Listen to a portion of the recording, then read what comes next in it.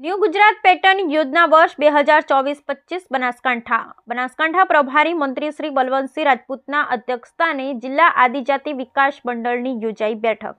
બનાસકાંઠા જિલ્લામાં કુલ ₹1288.71 લાખના 362 કામોનું આયોજન જિલ્લા આદિજાતિ વિકાસ મંડળ દ્વારા કરાયું મંજૂર। આદિજાતિ વિસ્તારના વિકાસલક્ષી કામો સમયમર્યાદામાં પૂર્ણ થાય તે જરૂરી મંત્રી શ્રી બલવંતસિંહ રાજપૂત। બનાસકાંઠા જિલ્લા પ્રભારી મંત્રી શ્રી બલવંતસિંહ રાજપૂતના અધ્યક્ષસ્થાને પાલનપુર સ્થિત જિલ્લા પંચાયત કચેરી સભાખંડ ખાતે જિલ્લા આદિજાતિ વિકાસ મંડળની બેઠક મંડળના સભ્યો અને અમલીકરણ અધિકારીશ્રીઓની ઉપસ્થિતિમાં યોજાઈ હતી।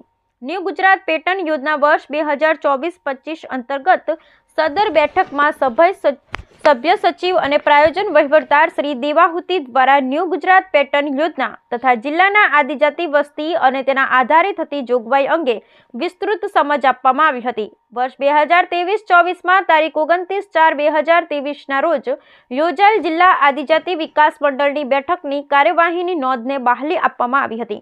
આ બેઠકમાં ન્યૂ ગુજરાત પેટર્ન યોજના વર્ષ 2024-25ની આદિજાતિ વિસ્તારની સંભવિત જોગવાઈ ₹1121.45 લાખ અને છૂટાછવાયા આદિજાતિ વિસ્તારની સંભવિત જોગવાઈ ₹167.26 લાખ મળી કુલ ₹1288.71 લાખની સંભવિત જોગવાઈ સામે તાલુકાની તાલુકાવાર વસ્તી આધારિત જોગવાઈ મુજબ તાલુકા આદિજાતિ વિકાસ સમિતિ દ્વારા મંજૂર કરાઈ હતી, જેમાં 2 તાલુકાના આદિજાતિ વિસ્તારના ₹1,121.45 લાખના 287 કામો અને છૂટાછવાયા આદિજાતિ વિસ્તારના 12 તાલુકાના કુલ ₹167.26 લાખના 75 કામો મળી કુલ ₹1,288.71 લાખના 362 કામોનું આયોજન જિલ્લા આદિજાતિ વિકાસ મંડળ દ્વારા સર્વસંમતિથી મંજૂર કરવામાં આવ્યું હતું।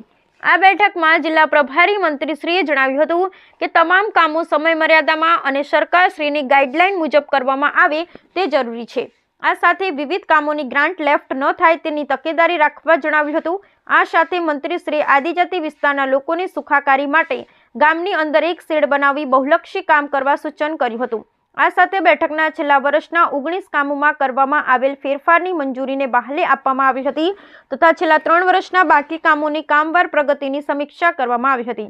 આ બેઠકમાં સર્વ ધારાસભ્ય શ્રી અનિકેતભાઈ ઠાકર, પ્રવીણભાઈ માળી, કેસાજી ચૌહાણ, સ્વરૂપજી ઠાકોર, જિલ્લા કલેક્ટર શ્રી મિહિર પટેલ, ઇન્ચાર્જ જિલ્લા વિકાસ અધિકારી શ્રી સીપી પટેલ સહિત જિલ્લાના સંબંધિત અધિકારીગણ ઉપસ્થિત રહ્યા હતા।